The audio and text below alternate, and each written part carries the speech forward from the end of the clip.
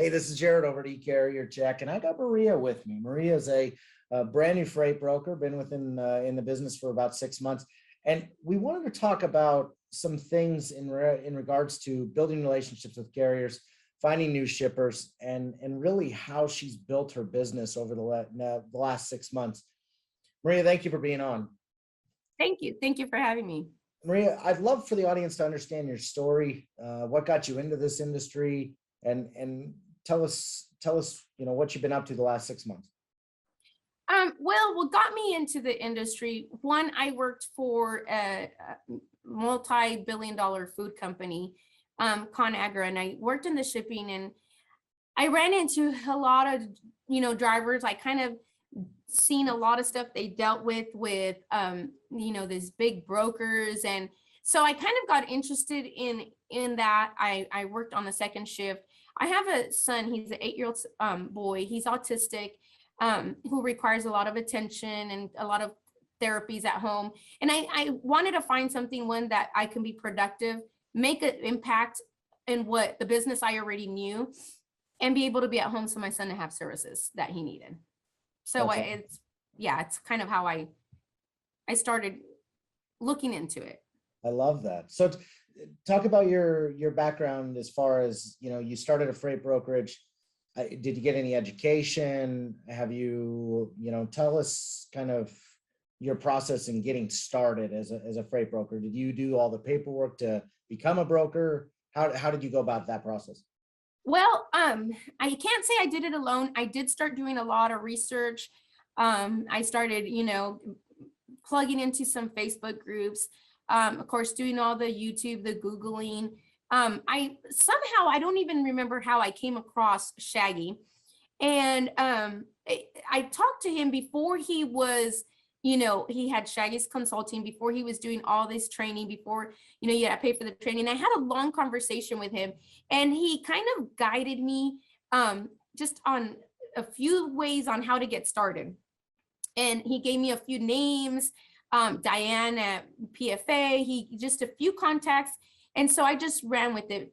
Diane, she's where I got my surety bond, and, helped me understand the process. And then, so I had an idea. I had to put it on hold because my husband got hurt. I got hurt. So it took me, I would say, about a year and a half, almost 2 years before I finally decided I'm ready. So I did do a lot of extensive, research. And then with Shaggy's help and Diane's help at PFA, I was able to put it all together.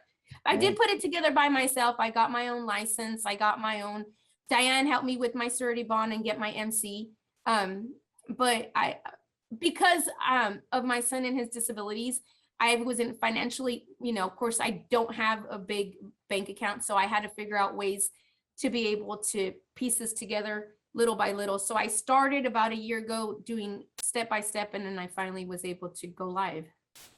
Yeah. So once you went live and you started to really focus on this specifically, how long ago was that? I officially went active on July 6th. Prior to that, I did take Shaggy's brokerage and his mapping class to kind of get understanding of the geography. Sure. But July 6th was officially my day that my authority went active. That's awesome. So you've been doing this for 7 months strong. And how many shippers do you have at this point? I have about 6 or 7 shippers right now. Okay. Some I do quite a bit of freight. Some are just, here and there whenever, they need me. But I do have about 4 of them are pretty strong, decent shippers. Nice. And how much revenue, close to anyway? I'm close to hitting my $1 million in freight. I think I'm like 859,000 right now. Nice. As of today. Now, I don't think that's including today. Okay. I think it updates like every 24 hours or something like that. I can live with that. So let's talk about those 7 people. Like, how did you find them? What research did you do? How did those conversations go? Did you build sales scripts? Give me kind of a breakdown of what it looks like for Maria to be almost at $1 million in sales, and how does that look? Tell me what you did. Well, I didn't have no special script, honestly. One, I got up one day and in my mind, the failure was not an option. I'd invested our savings into this, honestly, because that's the only way I was able to do it. I had to, say, hey, my savings is going to go into this. My husband still works, so we had insurance, and he said, hey, if you think you can be successful, do it. So I invested a lot, and I said, I can't fail. Failure is not an option. Like, it just was not an option for me. And so I literally woke up that day, my authority said it was active, and I got an email from, Diana, and said, you're active, Marie. And I said a little prayer, and I said, okay, this is it.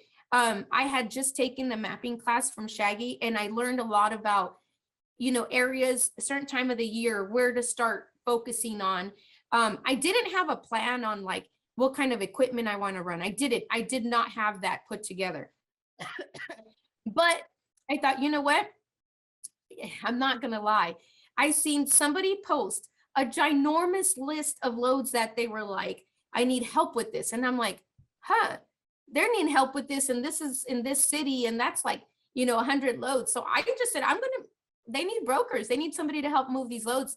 And I just picked up the phone and I Googled, produce in, Montana or whatever, for as an example. And I just started calling people. I think within a couple, my second day, I got my first big shipper that I moved most of my loads for. 2 days in, she said, you know what, Marie? She says, we don't take brokers unless they're a year old. So that was kind of like, she said, but how about this? Let's give this a try. And she sent me a list. And it's just been every day moving loads for her since then. Yeah, that's awesome. So when she came back to you saying, hey, you got to be at least a year old, was there any rebuttal to that at all? Or did you have to talk around that a little bit? Or did you add This some is what I value? said. I had to talk around it. I said, look, I totally understand. I get it. I can reach back out in a year, but if you're willing to give me a shot, I said, look, I have carriers, in the area. I'm bilingual. I'm dedicated 100% to helping you with, whatever I need, with whatever your needs are. And she said, you know what? She goes, I have so many loads. Let me talk to my supervisor. And they said yes. They said give her a shot. That's And awesome. and they did. And believe it or not, a lot of new brokers have a hard time booking loads because they're new, because factoring companies won't accept them. RTS, the first driver who booked a load with me was from RTS, one of the hardest factoring companies to get approved. They said if her load pays on time, you can continue to use her. And there's always a way around everything. I found a way around my shipper. I found a way around brokers, factoring companies. That's awesome. I love that. So let's talk about the other 3, 4, 5, 6, and 7. Where did you find the leads, or how did you go about those conversations as well? Because I know a lot of people are interested in understanding more about sales conversation.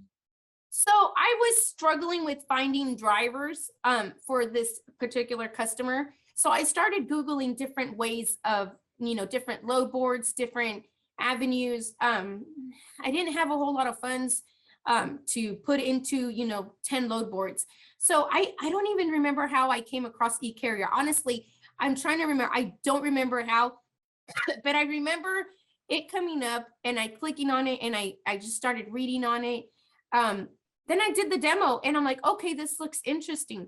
So I signed on and I was interested in finding carriers, but I liked the setup on finding shippers. And I thought, okay, I had customers from city A to city B, but they kept asking me, hey, do you have anything going back? And so I'm like, shoot, now I have to figure that out. So I typed in a city going back. And then that's when I found another shipper on eCarrier. I just, and actually 2 of them, they're produce places down south. And I just, went down the list and I was able to see the name and then you click the little Google and then the whole website comes up. And, one thing Shaggy always taught, don't ever call a shipper unless you know what kind of, what you're picking up, what kind of equipment they need. And so I loved that I was able to instantly hit Google and bring up their website and know where I was calling. And that's how I got my other two shippers I ended up getting off of eCarrier by doing that. Nice, nice. And how do those conversations sound when you're picking up the phone and calling the shipper? Who are you asking for? What seems to be, what works when you're calling shippers? Because obviously you've been rejected as well. Tell me what seems to work, which doesn't work. So when I type it in and I go to the Google account and I go to the Google website, you see how big the place is. Am I calling the corporate office? Am I calling the actual floating facility? So, some places call it the shipping department, some places call it the logistics. So I try to kind of, get a feel. You call them, you either get directed to shipping, you can hit the option, or you're going to talk to somebody. And if you're polite and nice, 99% of the time they will, give you a name and a phone number, or they transfer you. I mean, you're always going to get more no's than yeses. I mean, they get 50 calls a week. So I'm going to tell you what I do. I honestly, once I get to the person who does shipping, they're not happy to hear me. They're not. I'm like the 50th person they call. But I tell them, hey, I said, look, I apologize. I know you probably get these calls all day long.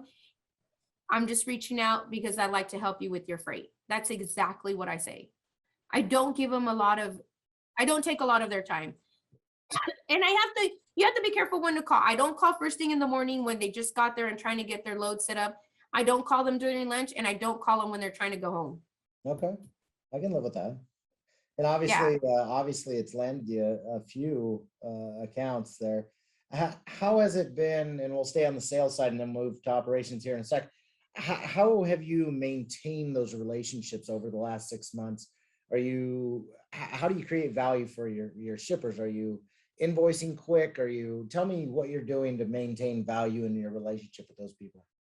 Honestly, the best way, one, is be honest with them. Don't lead them on to say you have something that you don't. I never made promises, don't promise them, 50 trucks a week unless you're going to fulfill. You can't. The best thing that you can do for a shipper is be honest. If a carrier drops off your load, just call them. I mean, I call them directly. I'm like, look, I'm trying to recover the load. I did lose it. The driver, be honest with them. Believe it or not, I had a driver from hell. It took him 5 days. He was 5 days late to deliver this load with honestly, the reason he didn't deliver my load, he dropped my load in the yard, in his drop yard, and went and delivered another load that paid him more money. And he was 3.5 hours away from delivering my load. I stayed with communication with my customer. I apologized. I mean, I thought I was going to lose my shipper. I mean, even though I'm just a broker, I'm the one responsible for that load. Sure. But I maintained communication. I was honest. I apologized. And my shipper told me, Marie, you're doing an awesome job. We appreciate it. You communicated with us every step of the way.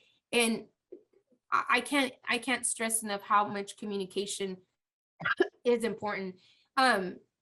Billing, it's important. Turn in your documents. I've never had my shipper question me. I make sure I have the proof of delivery. It's legible, it's visible, it's organized, and all they want is for you to be honest.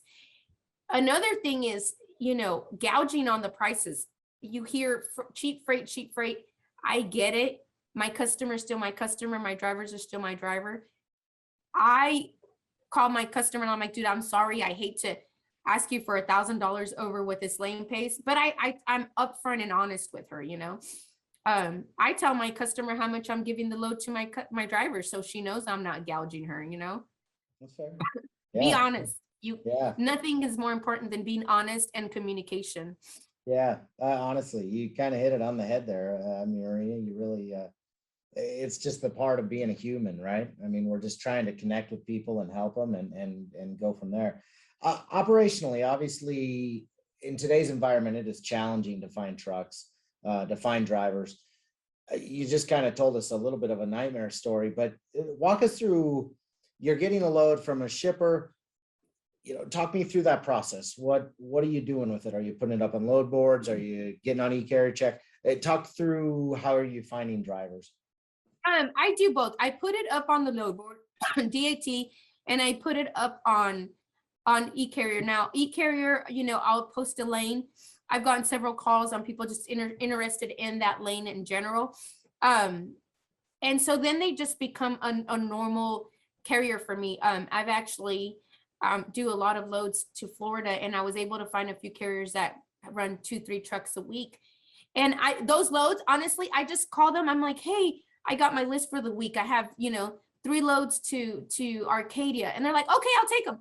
I don't even post, because then I already know this driver wants 3 loads every week. And I found them on e-carrier. I mean, I just went on there, and now let me tell you, a couple of these drivers, I have a driver that he's about to retire next year. So he's been driving for years. He now books these loads from me every week. Then the other broker, he'd been booking them for years. Why he chose to stick with me, he says, Marie, you're nice. I appreciate you. You answer the phone. Sorry. So it's just communication. I mean, I'm a 24/7 broker. I'm not, I don't work 8 to 5. Yeah, most of my work is 8 to 5 here at my desk, but I answer the phone any time of the day. So really communicating with the drivers. I mean, here's the thing. I can post my load and wait for them to call me, or I can call them, like on e-carrier. They run this lane. I know they run it because that's what I punched in. And so I'm not calling like out of the blue. I'm calling them because I know that this is the area they drive. This is the lanes. They're not gonna be like, oh, I don't go to California. I know they do because that's what I asked e-carrier to tell me. Right, exactly. So talk through like relationships. I mean, how quick are you paying your carriers? How are you paying your carriers? How does that process work as far as, obviously you're moving quite a few loads. Walk me through that process. So it just depends on, are they factoring? If the driver's using their factoring company, I respect that. Hey, we put it through the process. Either way, I will still pay them within 2 to 3 days. If they're factoring their load, I still make sure that I, pay them within, a week. I know in the load board, I have my credit scores 100% and my days to pay is like 14. 6 months is so critical that you make sure you stay on top of your billings. I'm gonna tell you what I do because I have kids. So I put them to bed. When they're dead asleep, I'll get up, and it could be 10, 11 o'clock at night. And if somebody emailed me their invoices that day, I get up and I put them in, process them, and send them out to get paid. That's one thing, is make time to do your billing and pay your drivers. Yeah, I mean, absolutely. Every driver that I pay on time, and they always come back and want to get more loads from me because they're like, man, she pays me right away. I get paid, whether it be by check or ACH deposit. I make sure I take care of it and get them paid right away. That's awesome. That's exciting. I love that. As far as operationally, obviously you're doing check calls, things like that. Walk me through maybe just, a general load. How often are you calling the drivers, or are you using technology to ping drivers? Tell me what you're doing there. So I do use Ascend TMS as my TMS. It's worked amazing for me. It's a easy system. It does have a tracker where every so often it'll send a driver an email, and they can respond to that email with, where they're at on route, at delivery. I don't hound my drivers every, 10 times a day. I ask them to update me once they get loaded. I ask them to, if they're running behind, just, hey, send me an email, send me a text, call me. I don't like, they're driving, they have to be safe, so that Ascend has that tracker. Yeah. And it allows you to put in the driver's name and phone number, and it'll send them a quick text message. They just click on it, and then Ascend gives me an update on where they were at. That's awesome. No, I have it set for like I think I have it set for like every 8 hours. It'll send them a little thing of, hey, give me an update. That's fair. Maria, if you were going to give any advice to somebody just starting in a brokerage, kind of give me a rundown. What would be the best advice you'd give them? Honestly, the best advice is don't ever lie to your customer, and don't ever lie to your drivers. Be honest with them about when to pick up, when to drop off. You know, don't lead them in with fake promises, because then they'll never come back. I've had drivers who didn't like the way their delivery went, and I can't help that. So when things happen, I mean, I'm honest, and you know, I just help them. Sorry, my kid's gonna start crying. Just be honest. That's the biggest thing. Be honest. I had a driver who had a really bad load. It wasn't my fault. It wasn't his fault. It was just the situation. But I answered the phone at 10, 11 o'clock at night. And this is my customer calling me. And I answered the phone. Do you know this driver? He's been driving for 10 years and called me back. And he said, Marie, I've never had a broker, you know, work with me through this situation. You answered the call, you worked on it, you helped me anytime I called. And he just thanked me. He just thanked me for answering, for being there on the weekend when he needed something. And just be honest and be there for your drivers. Yeah, that's awesome. Maria, I appreciate you being on today. I appreciate your insight. Honestly, your success story is so inspiring. I really appreciate it. For those of you who are watching, hit subscribe. Enjoy our YouTube channel as we continue to bring more interviews to you, and have an awesome day.